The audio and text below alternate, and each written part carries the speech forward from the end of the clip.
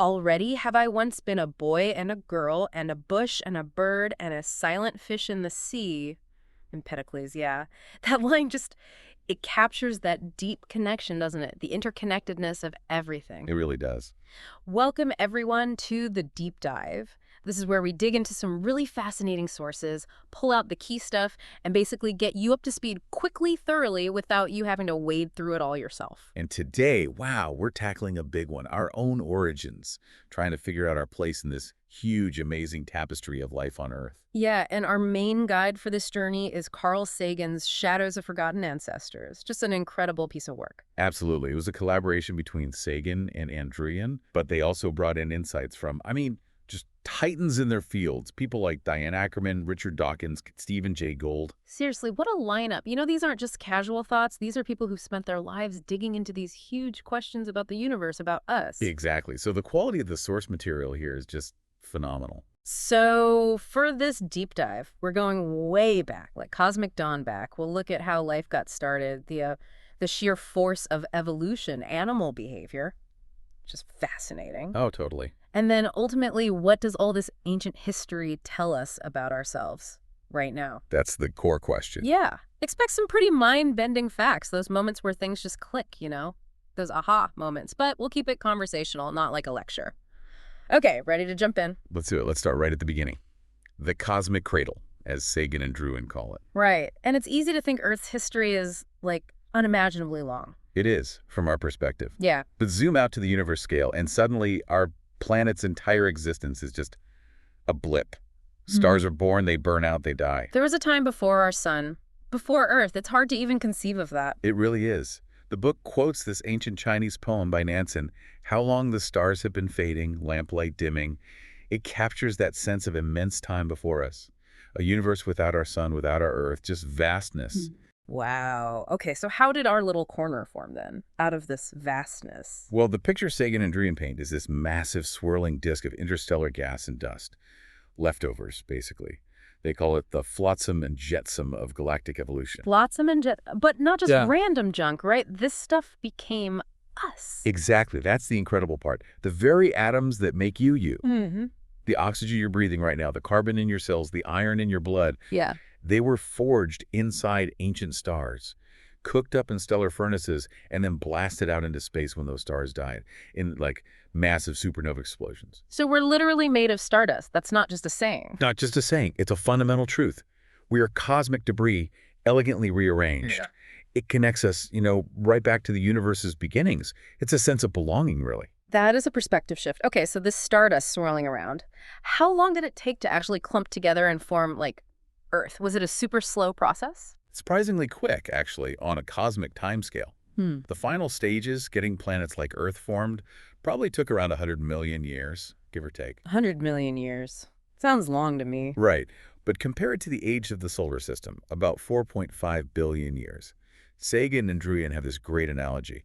It's like the first 9 months of human gestation compared to a whole lifetime. Okay, got it. A cosmic heartbeat, almost. Pretty much. And this early Earth, it wasn't exactly paradise, was it? Oh, far from it.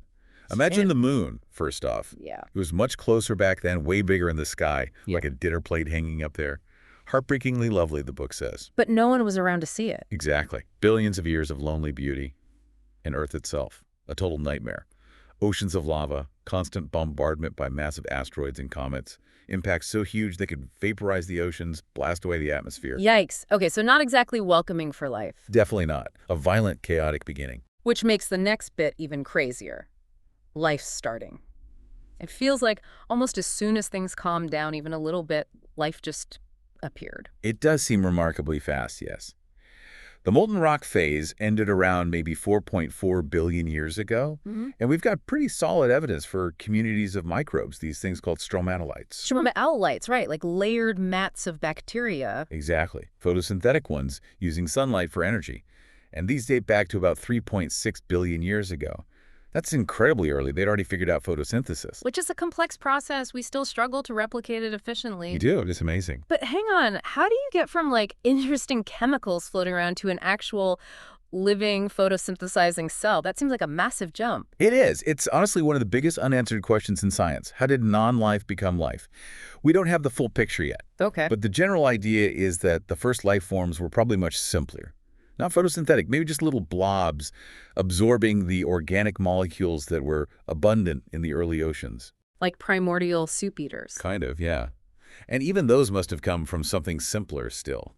Maybe just a molecule or a system of molecules that could make rough copies of itself, the very first replicator. Which loops us right back to the book's main theme, doesn't it? The key to who we are is waiting in those shadows of our ancestors. Precisely.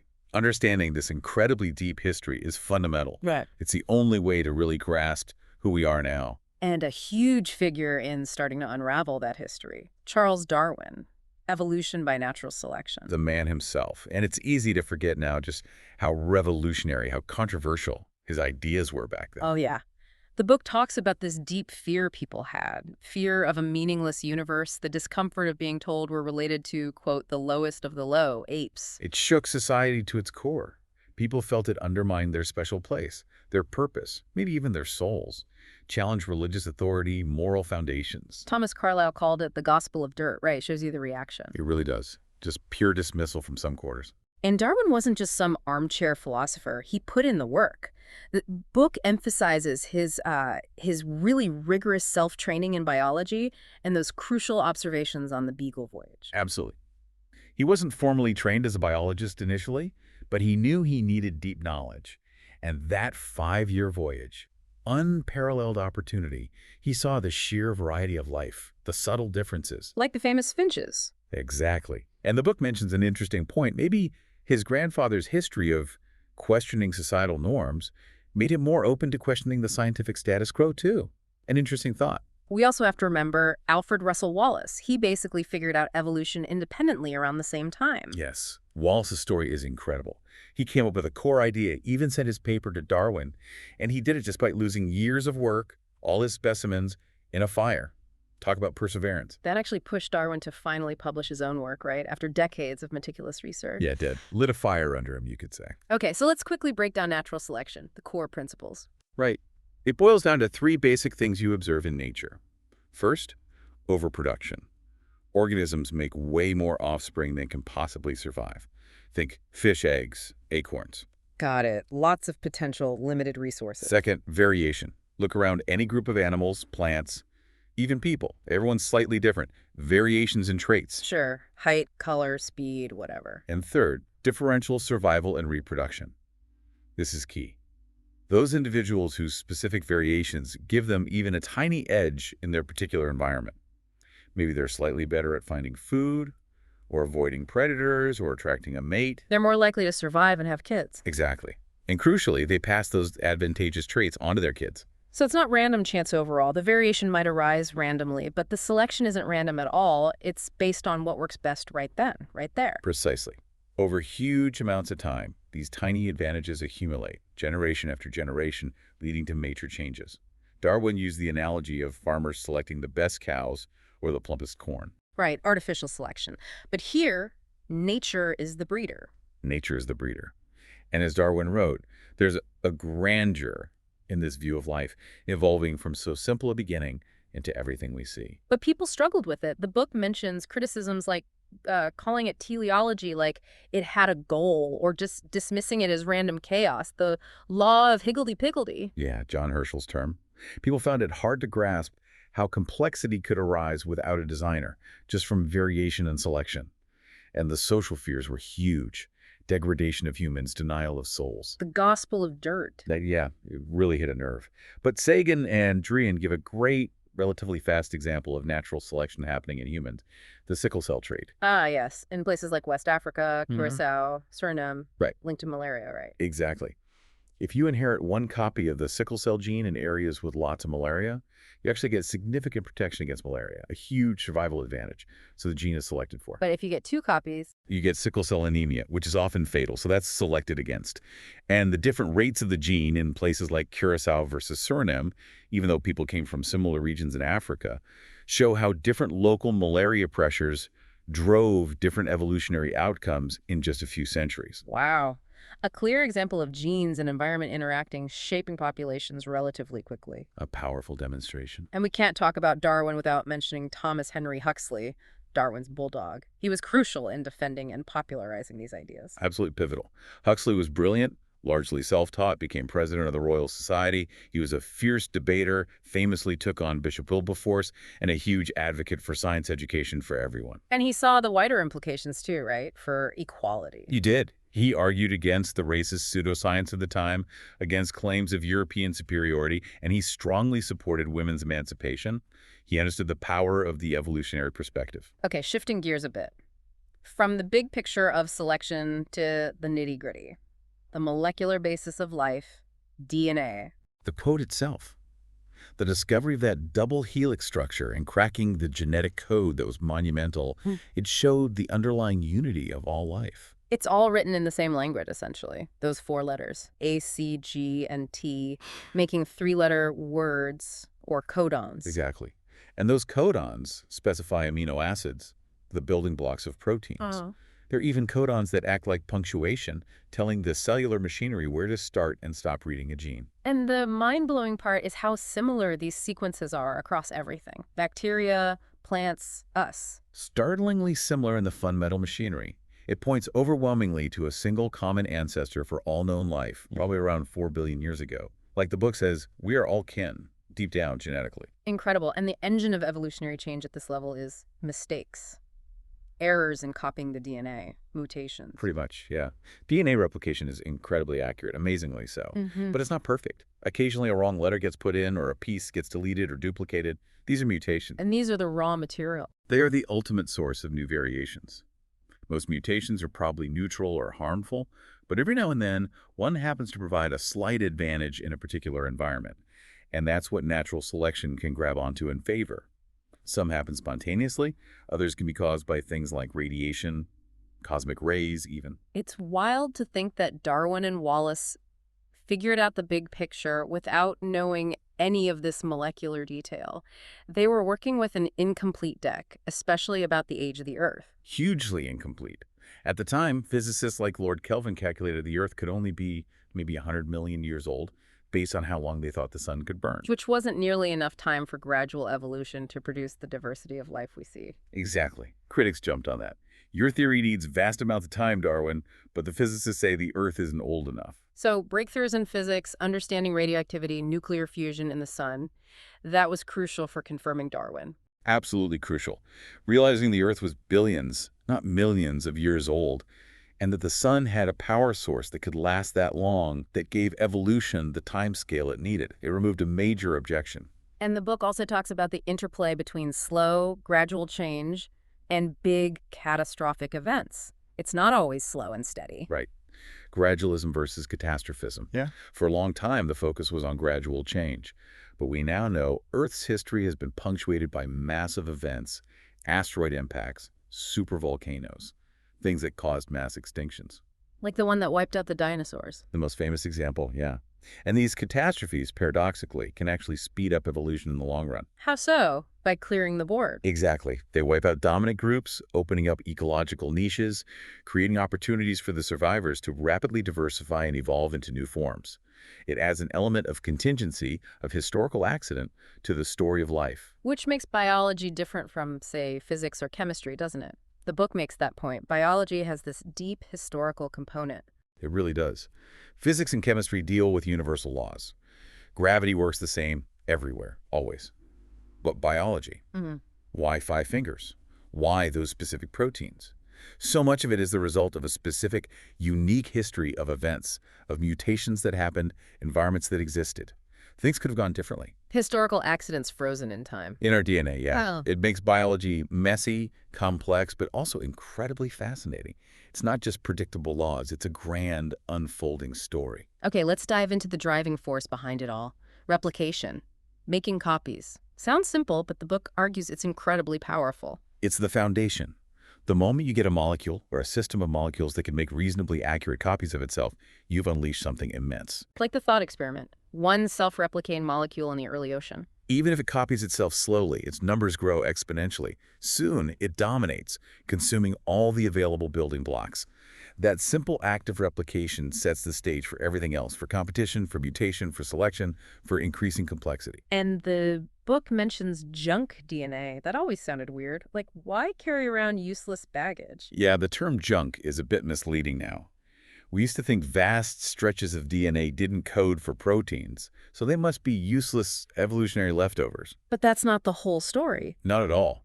Some might be actual remnants, sure, but a lot of this non-coding DNA is crucial for regulating when and where genes are turned on or off.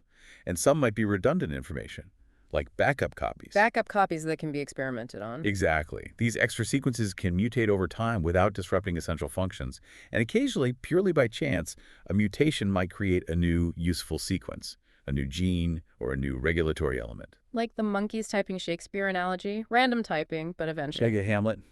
Well, sort of. But crucially, with natural selection acting as the editor, constantly sifting through the random changes, keeping the tiny fraction that works better, and discarding the rest, it's random mutation plus non-random selection. Got it.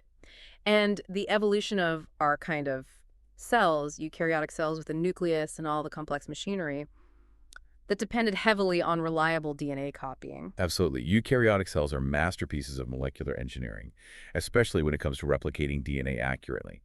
But what's also amazing is the evidence within our DNA of our past. How so? Our cells contain mitochondria, the powerhouses, and mitochondria have their own DNA, which is strikingly similar to bacterial DNA. The strong evidence points to an ancient event called endosymbiosis. Where one cell engulfed another. Right. An early eukaryotic ancestor likely swallowed a bacterium, but instead of digesting it, they formed a partnership. That bacterium eventually became the mitochondrion. Our DNA is a mosaic, a chimera, reflecting these ancient mergers. Wow. We contain multitudes, literally. Okay, so life isn't just about replicating, it's about interacting. Competition, obviously, is huge. Oh, constantly. Plants competing for light, animals competing for food, mates, territory. It's a major driver of adaptation. The classic nature red in tooth and claw. But it's not all competition, right? The book talks about cooperation, too. Symbiosis. Definitely. Mutually beneficial relationships are everywhere. Think bees pollinating flowers. The bee gets nectar, the flower gets pollinated. Or the microbes in our gut helping us digest food. It's often a complex web of competition and cooperation. Biological bargains. And then there's sex. It seems so fundamental, yet some organisms manage fine without it, just cloning themselves. Why did sex evolve? It seems costly. It is costly. Finding a mate takes energy. You might get eaten while you're distracted. You can catch diseases. Asexual reproduction seems much more efficient on the surface. So what's the payoff? Why is it so common? The huge payoff is genetic variation. When two individuals combine their genes, they create offspring with new combinations of traits, different from their parent. Shuffling the genetic deck. Exactly. This shuffling creates enormous diversity within a population. And in a changing world with new diseases, new predators, shifting climates, that diversity is crucial. It increases the odds that some individuals will have the right combination of genes to survive and reproduce under the new conditions. So asexual reproduction is like making photocopies, good for stable times maybe, but risky if things change. Sexual reproduction is like constantly remixing the song. And that's a great analogy. Asexuals evolve much more slowly, relying only on rare random mutations. Sex dramatically speeds up adaptation by constantly generating new combinations. Richard Dawkins' line is famous. Sex is just an egg's way of making another egg, but it's a way that produces more varied eggs. The book calls asexual reproduction a dreary repetition. Compared to the creative potential sex, perhaps, yeah. Interestingly, Sagan and Druyan even draw a parallel with viruses inserting their genetic material into a host. It's a form of accidental genetic mixing, though usually bad news for the host. Okay, moving into the more primal stuff. The book talks about the passion, sex, and aggression, deep-seated drives. Absolutely fundamental. These drives are largely programmed into us by natural selection, because historically they've been essential for survival and reproduction, passing on those genes. We're mostly unconscious tools of natural selection, it says. Our passions are its willing instruments. That's a stark way to put it. It is, but it captures a key evolutionary perspective. These drives often operate below the level of conscious thought. The examples they give, not always rational triggers, right? Not at all. A male stickleback fish might attack anything red during mating season, even a red truck passing outside its tank, because red is the color of rival males. Or, in humans, simple geometric shapes can sometimes trigger subconscious sexual arousal patterns. It shows the deep, non-rational roots of these drives. Which brings up Descartes. His idea of animals as just machines, automatons without feelings or consciousness. The book puts this in context, though. Right. Descartes was writing at a time when challenging the idea of a unique human soul, separate from animals, was theologically dangerous. Think Galileo Bruno. So viewing animals as complex machines was perhaps a safer path. But it's too simplistic, isn't it? Animals clearly learn and adapt. They aren't just pre-programmed robots. Definitely too simplistic. Instincts are real and important, but the book gives great examples of how behavior is flexible. A moth flying into a window over and over shows the limits of instinct. But a cat learning not to attack a certain rat after getting shocked, or a goose learning to ignore things that aren't its eggs, shows learning modifies instinct. So even instincts can be shaped by experience. Hugely. The ability to learn, to remember, to adapt behavior based on what happens, that's a massive evolutionary advantage, especially in complex environments. It allows for planning, anticipation, premonitions of forethought, as the book nicely puts it. Okay, so we're social animals. Let's talk about group behavior. Cooperation seems tricky if genes are fundamentally selfish. It does seem like a paradox. Why help others if it costs you something? But often, what looks like short-term altruism, like birds mobbing a hawk, benefits the individual's genes in the long run. Well, mobbing might drive the hawk away, making the whole area safer for everyone in the group, including the individual mobber and its relatives who share many of the same genes. Or helping someone might lead to them helping you later, reciprocal altruism. It's often about indirect or delayed benefits. And communication is key for coordinating all this social stuff. The book mentions pheromones, chemical signals. We don't rely on those much, do we? Not like many other animals. Our sense of smell is relatively weak. But other species use pheromones constantly to signal fear, identity, readiness to mate. It's a whole chemical conversation happening that we're mostly oblivious to. We use other signals, though. Body language, displays. Exactly. Ritualized aggression and submission displays are crucial. Instead of fighting constantly, animals often use postures, gestures, sounds to signal dominance or submission. A wolf averting its gaze, a low-ranking monkey showing its backside. It avoids actual injury most of the time, like a lucid pantomime. A very good description. It conveys the necessary information, I'm stronger, or I yield, without the bloodshed. And the book distinguishes this kind of social aggression from predatory aggression, which uses different brain circuits. And sometimes aggression gets redirected, or linked strangely with sex. Yeah, you see redirected aggression like a frustrated animal attacking something else nearby. Sure. And in some species, the displays for courtship and aggression can look surprisingly similar, using overlapping neural pathways. And deep down, these behaviors are wired into the brain. The electrical stimulation experiments. Those classic experiments in cats and rats showed you could trigger complex sequences attack, stalking, fear, just by stimulating specific brain areas. The basic circuitry is hardwired. But cooperation exists too, even among predators, like pack hunting. Right. When hunted together, within-group rivalries often get temporarily suspended. The common goal takes precedence, like the saying, politics stops at the water's edge. But that same group loyalty can flip into hostility towards outsiders. Often, yes. Strong in-group bonds frequently correlate with suspicion or aggression towards members of other groups, even of the same species. Us versus them. Okay, let's look at learning within these groups and social structures, hierarchies. Imprinting comes up first. Imprinting is fascinating. That critical window early in life where young animals learn key things like who their parent is. Konrad Lorenz and his geese following him around is the classic image. And it can happen even before hatching. Ducklings learning their mother's call. Apparently so, yes. Early learning is powerful. And dominance hierarchies. They seem harsh, but the book argues they actually reduce violence overall. In many species, yes. Once a hierarchy is established, everyone knows their place, more or less. There's less need for constant fighting. Threat displays and submission gestures usually suffice. Being high-ranking has perks, fewer attacks, better access to food, mates. Definitely. But it can also come with responsibilities, like needing to reassure subordinates to maintain stability. And hierarchies aren't always set in stone. Lower-ranking individuals can form alliances to challenge those higher-up coalitions. But losing a fight for dominance can be devastating, like for those vipers. It affects their whole future. It can, yes. Demoralization is a real phenomenon. But it's not always about being the top dog. Alternative strategies exist, like kleptogamy, sneaky mating by subordinate males. Okay, so Hierarchies offer stability, but maybe also anxiety, especially lower down. The book links this to the Greek idea of hubris, overreaching pride. Yeah, it draws a parallel. Unchecked power or arrogance, whether in ancient myths or animal hierarchies, often leads to trouble. There are natural checks and balances. And throughout all this, there's that underlying DNA rewarding behavior that helps it get copied. Pleasure from sex being the prime example. Right. But also the pleasure or deep satisfaction associated with parental care, curiosity, even helping others in some contexts. These feelings act as internal rewards, motivating us to do things that, on average, have been evolutionarily advantageous. Okay, let's refine the focus on sex and gender. Hormones are central here, especially steroids like testosterone, ancient molecules. Incredibly ancient. Testosterone and related hormones play fundamental roles in sexual development and behavior across a huge range of animals: fish, reptiles, birds, mammals.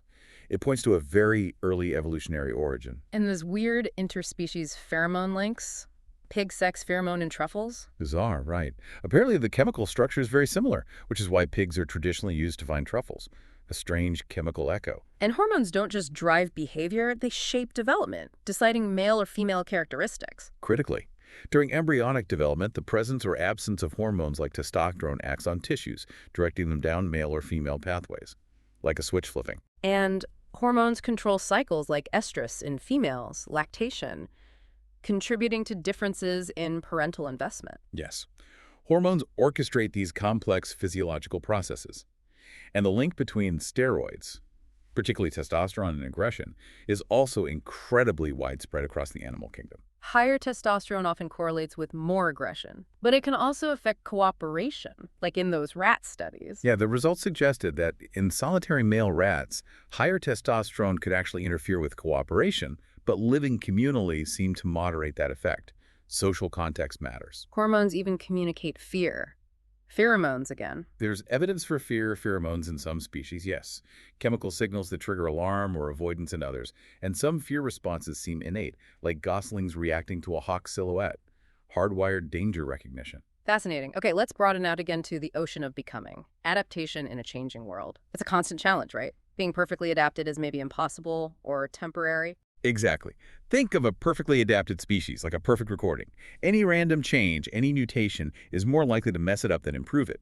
Natural selection is always working on the here and now. But the here and now keeps changing, so you need a balance. Short-term success versus long-term flexibility. Precisely. The football receiver analogy in the book is good.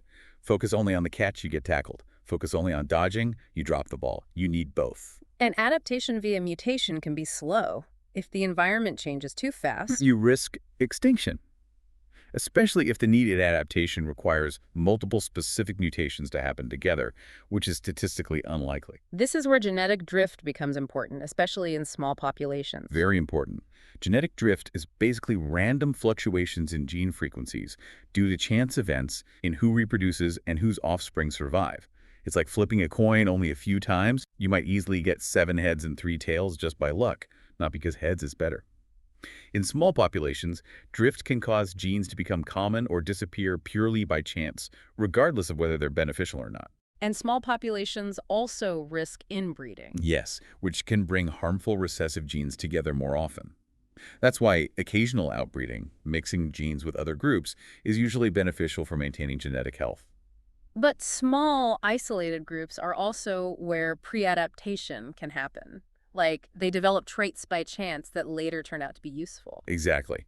Genetic drift or slightly different local pressures might lead a small group to evolve traits that aren't particularly advantageous now, but just happen to be perfect if the environment shifts suddenly later. They're accidentally pre-adapted. But isolation and divergence can also lead to xenophobia, mistrust of outsiders. It's one potential consequence, yes.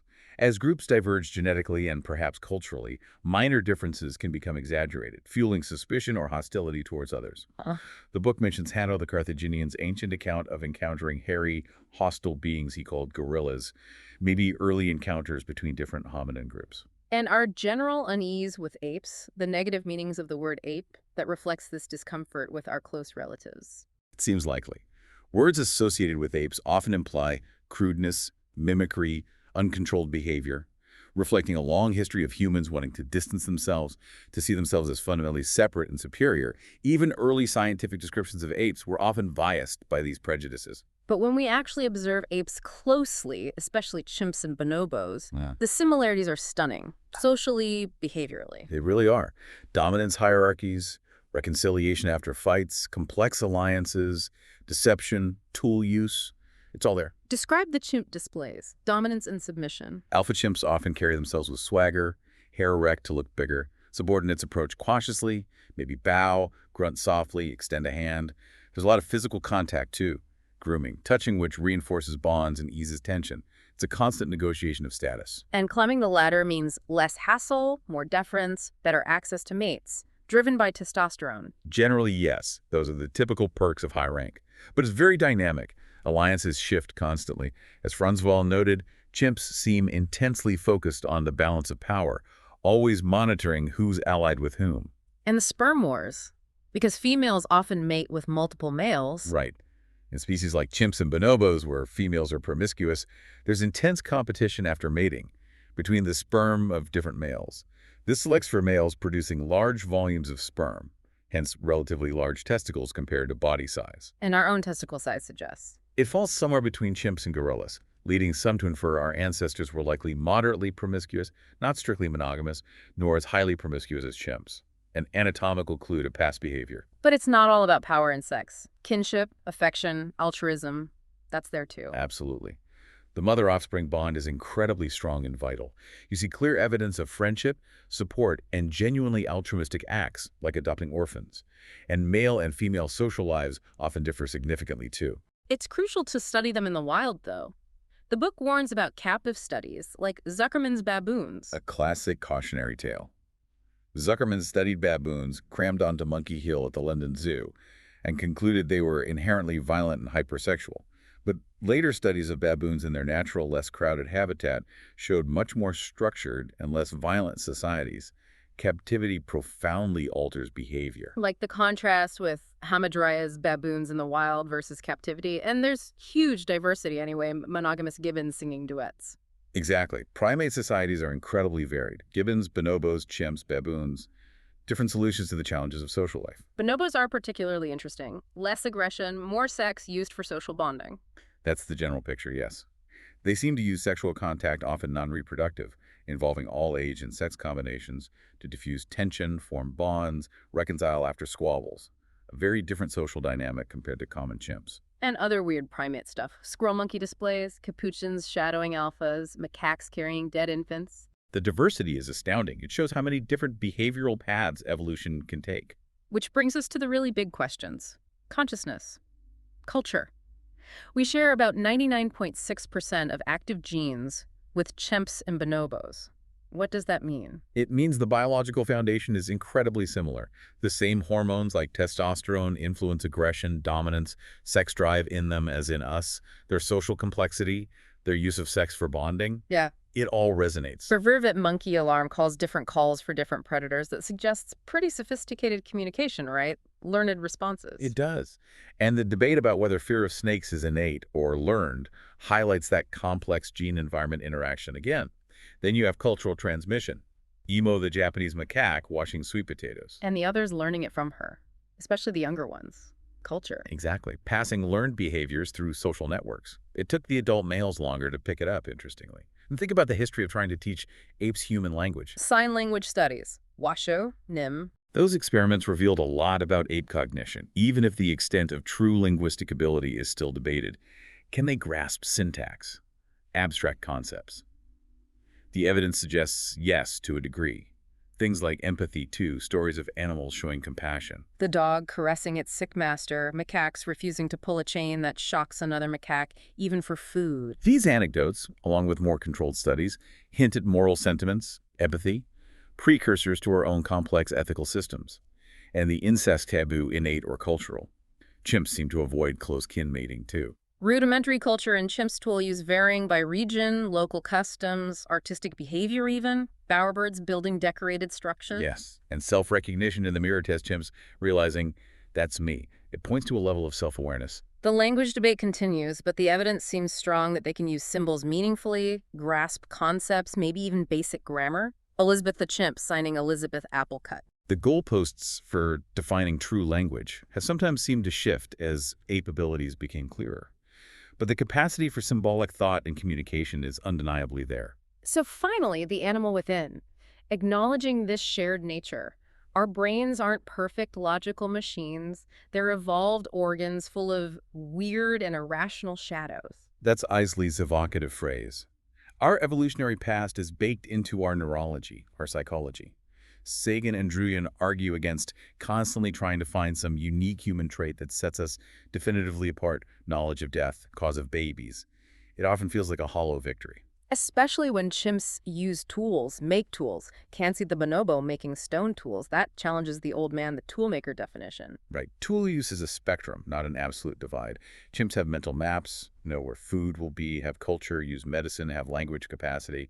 The differences are often degrees, not absolute tines. We have to be careful interpreting brain differences too, right? History's full of mistakes there. Brain lateralization seems more prominent in humans, though. Yes, the specialization of brain hemispheres. But again, interpreting the functional meaning of anatomical differences is complex. Huxley himself was uneasy about where evolution pointed, how the public might react. Because it challenges a purely rational view of ourselves and highlights our potential for self-destruction given our power. Precisely. Do we really control our deeply buried nature? That's the unsettling question. But the book argues strongly against pessimism. Recognizing our animal roots doesn't mean we're doomed to our worst impulses. Apes show friendship, altruism, intelligence too. Exactly. It's not about justification. It's about self-knowledge. Understanding our heritage, the good and the bad, is the first step to managing it. We have dangerous tendencies, sure, but also immense capacities for cooperation, alliance-building, innovation. Cooperation goes right back to the earliest life forms. And human culture can shape our biology, influence our behavior profoundly. Absolutely. We're not just slaves to our genes. Culture and intelligence give us powerful tools. Which brings us to the final thought. Our intelligence is our only edge. We have to learn to use it better. That seems to be the crucial takeaway. So, wrapping up this deep dive, the message is clear. We're not separate. We're deeply, fundamentally connected to all life, sharing this incredible evolutionary story, especially with other primates. It really pushes you to think about that connection, doesn't it? Yeah. To challenge any lingering sense of being somehow above or apart from nature. Yeah. And maybe think more about how we treat other animals, about conservation, about what science is still learning about animal minds. Definitely fertile ground for more thought. So the final question for you, the listener. If we share so much, if other animals have these incredible abilities, what does human really mean? And how can understanding that animal within help us face the future? Something to chew on. Thank you for joining us on this deep dive.